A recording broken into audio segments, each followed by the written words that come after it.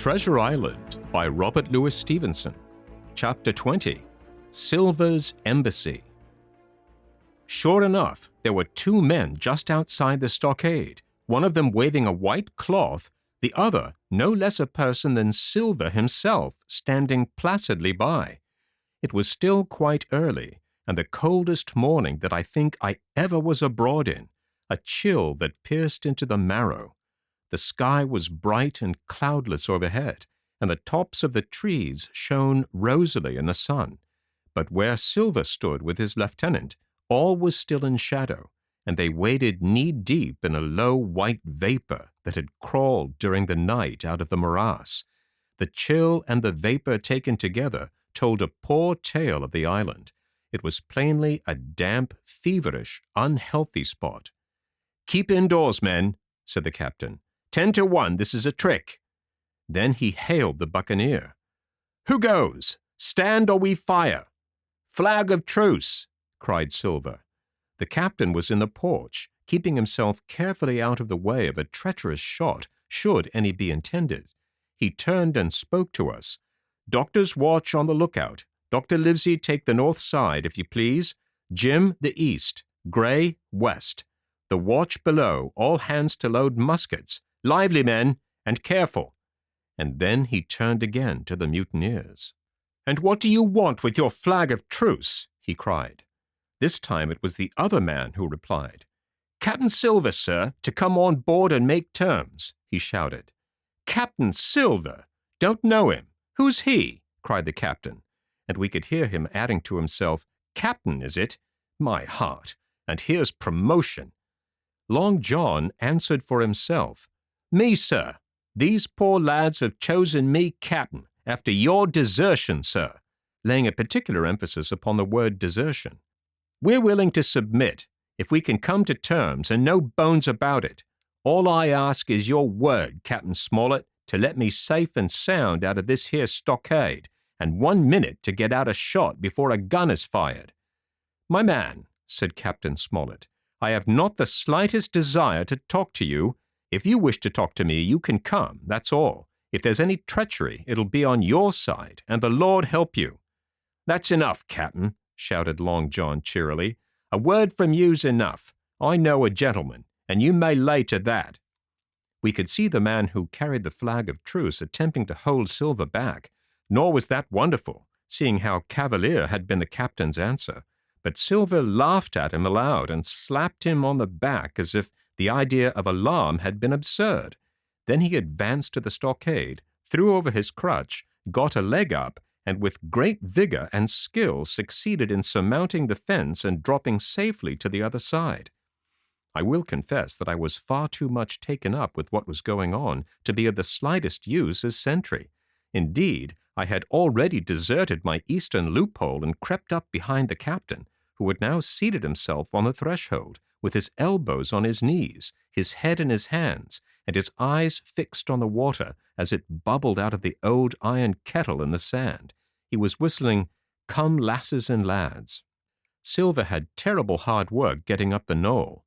What with the steepness of the incline, the thick tree stumps, and the soft sand, he and his crutch were as helpless as a ship in stays. But he stuck to it like a man in silence, and at last he arrived before the captain, whom he saluted in the handsomest style. He was tricked out in his best, an immense blue coat, thick with brass buttons, hung as low as to his knees, and a fine laced hat was set on the back of his head. "Here you are, my man," said the captain, raising his head. "You had better sit down." "You ain't a-going to let me inside, Captain?" complained Long John. "It's a main cold morning, to be sure, sir, to sit outside upon the sand." "Why, Silver," said the captain, "if you had pleased to be an honest man, you might have been sitting in your galley. It's your own doing.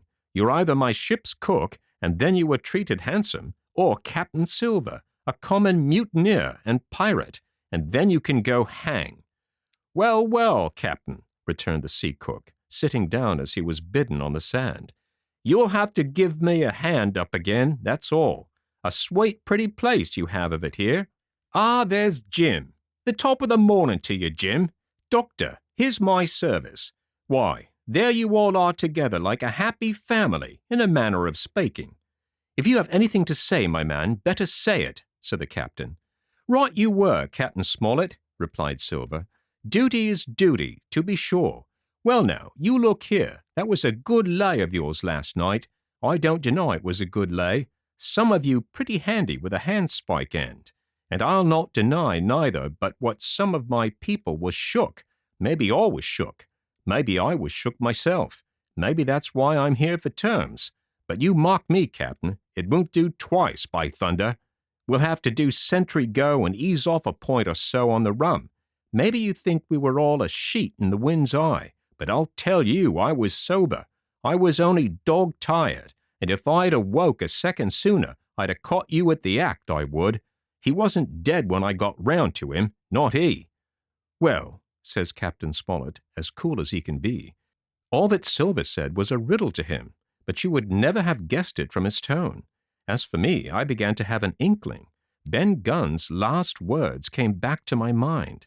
I began to suppose that he had paid the buccaneers a visit while they all lay drunk together round their fire, and reckoned up with glee that we had only 14 enemies to deal with. Well, here it is, said Silver. We want that treasure, and we'll have it. That's our point. You would just as soon save your lives, I reckon, and that's yours. You have a chart, haven't you? That's as may be, replied the captain. Oh, well, you have. I know that, returned Long John. You needn't be so husky with a man. There ain't a particle of service in that, and you may lay to it. What I mean is, we want your chart. Now, I've never meant you no harm myself. That won't do with me, my man, interrupted the captain. We know exactly what you meant to do, and we don't care, for now, you see, you can't do it. And the captain looked at him calmly and proceeded to fill a pipe. If Abe Gray, Silver broke out. Avast there, cried Mr. Smollett. Gray told me nothing, and I've asked him nothing. And what's more, I would see you and him and this whole island blown clean out of the water into blazes first. So there's my mind for you, my man, on that. This little whiff of temper seemed to cool Silver down. He had been growing nettled before, but now he pulled himself together. Like enough, said he. I would set no limits to what gentlemen might consider ship-shape, or might not, as the case were. And seeing as how you were about to take a pipe, Captain, I'll make so free as to do likewise. And he filled a pipe and lighted it, and the two men sat silently smoking for quite a while, now looking each other in the face, now stopping their tobacco, now leaning forward to spit. It was as good as the play to see them. Now, resumed Silver, here it is. You give us the chart to get the treasure by, and drop shooting poor seamen and stoving of their heads in while asleep. You do that, we'll offer you a choice. Either you come aboard along of us, once the treasure's shipped, and then I'll give you my affidavy, upon my word of honor, to clap you somewhere safe ashore. Or if that ain't to your fancy, some of my hands being rough and having old scores on account of hazing, then you can stay here, you can. We'll divide stores with you, man for man, and I'll give my affidavy as before to speak the first ship I sight, and send 'em here to pick you up. Now you'll own that's talking. Handsomer you couldn't look to get, now you. And I hope, raising his voice, that all hands in this here blockhouse will overhaul my words, for what is spoken to one is spoken to all. Captain Smollett rose from his seat and knocked out the ashes of his pipe in the palm of his left hand. Is that all? He asked. Every last word, by thunder, answered John. Refuse that, and you've seen the last of me but musket balls. Very good, said the captain. Now you'll hear me. If you'll come up one by one, unarmed, I'll engage to clap you all in irons and take you home to a fair trial in England. If you won't, my name is Alexander Smollett. I've flown my sovereign's colors, and I'll see you all to Davy Jones. You can't find the treasure. You can't sail the ship. There's not a man among you fit to sail the ship. You can't fight us. Gray there got away from 5 of you. Your ship's in irons, Master Silver. You're on a lee shore, and so you'll find. I stand here and tell you so, and they're the last good words you'll get from me, for in the name of heaven, I'll put a bullet in your back when next I meet you. Tramp, my lad, Bundle out of this, please, hand over hand, and double quick." Silver's face was a picture. His eyes started in his head with wrath. He shook the fire out of his pipe. "Give me a hand up," he cried. "Not I," returned the captain. "Who'll give me a hand up?" he roared. Not a man among us moved. Growling the foulest imprecations, he crawled along the sand till he got hold of the porch and could hoist himself again upon his crutch. Then he spat into the spring. "There," he cried. "That's what I think of ye. Before an hour's out, I'll stove in your old blockhouse like a rum puncheon. Laugh, by thunder, laugh! Before an hour's out, ye'll laugh upon the other side. Then the die'll be the lucky ones." And with a dreadful oath, he stumbled off, plowed down the sand, was helped across the stockade after 4 or 5 failures by the man with the flag of truce, and disappeared in an instant afterwards among the trees.